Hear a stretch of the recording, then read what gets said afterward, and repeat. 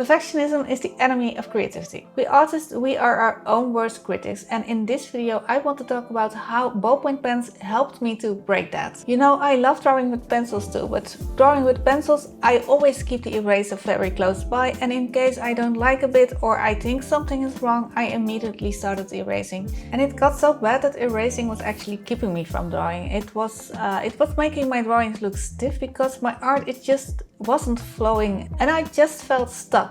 Before we dive into this video, I want to add a disclaimer, and that is neither ballpoint pens or pencils will improve your drawing skills faster. It's not the tool that creates the art. And there is absolutely nothing wrong with using an eraser when you work with pencils. But for me, I had a problem with perfectionism, and for that, ballpoint pens turned out to be exactly what I needed. Because at some point I realized I didn't let my art happen. I was too controlling. I wanted to make it perfect. I was completely focused at the end result. I was constantly fixing on mistakes. I was drawing really careful. I was chicken scratching a bit, and I was constantly erasing. And the end result just wasn't it. It was too stiff, it was too boring, and there were dragons coming out, but there was no magic to the dragons. I was focusing on mistakes instead of creating. My art just wasn't happening. I wasn't flowing. I wasn't in my creative mindset. So for a while I wanted to drop erasing entirely so I could start focusing on the drawing process itself, and this is what I learned along the way. Today I'm drawing this crystal dragon to show you that the mess is where the magic is. First time you sketch something, you need to let the creative juices flow. You need to let the pen play with the paper. It needs to exist first. You need to allow yourself to make those mistakes. What does it truly matter when a sketch in your sketchbook isn't perfect? I also talk about this in another video, in which I talk more about why messy sketches are actually a good thing. I will link that video in the description. So with this dragon, I wanted to experiment with crystals. Some of you have been asking for a crystal dragon, and I love that idea. But before I get in a final design, I want to create a couple of sketches to get a feel for it. Because I don't think I ever drew crystals on a dragon before, so I'm looking for ways to implement them. And that is what I'm doing right here, testing out ideas. Getting a feel for it, and in the end I'll know if I'm going to bin this design or draw a couple more to fine-tune it.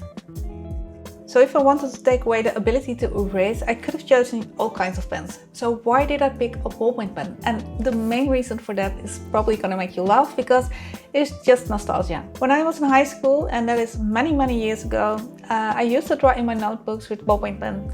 I didn't have a pencil because when I had a pencil, I most of the times didn't have a way to sharpen it, so I was drawing with ballpoint pen. Not that I was any good at drawing back then, but it helped me through boring classes. And I can't be the only one who deals with boring classes that way. And I know there is many things have changed in the school system, but I like to believe that there are still people in school drawing in their notebooks. But what I also like about ballpoint pens is how versatile they are.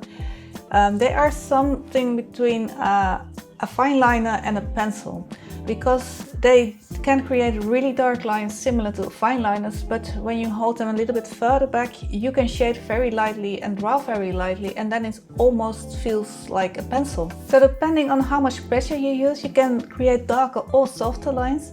And because of that, you can use shading techniques that are similar to pencil. But with pencils you can erase, and with a ballpoint pen, once it's down, it's down. But as long as you don't use too much pressure and you keep the tooth of the paper, you can actually layer them quite well, which allows you to add a lot more depth in your drawing. So ballpoint pens, they have the darkness of ink, but the flexibility of a pencil, and that is what I really love about them. And ballpoint pens, they are really cheap. You can already have one for $1. And why should you invest in expensive art supplies when you are going to draw messy sketches anyway? Remember, it's not the tool that makes the art. You won't become a better artist if you invest in expensive art supplies. Sure, down the line you will develop a taste, and you will learn what you want to create, and then you'll get the supplies that you need to make that. But when you are in the sketching phase, when you are merely practicing or putting down ideas, you don't need all the expensive things. You have enough with a cheap ballpoint pen and a piece of paper, or your favorite pencil and a piece of paper, and you don't need anything else. And I often get a comment that I'm very brave that I draw with ballpoint pen because I cannot erase any mistakes. But ballpoint pen is actually more forgiving than you would think. Like I said earlier, you can hold your pen a little bit further back and that way you use a lot less pressure, so you can create very light lines that you can use for guidelines or the first stages of your sketch.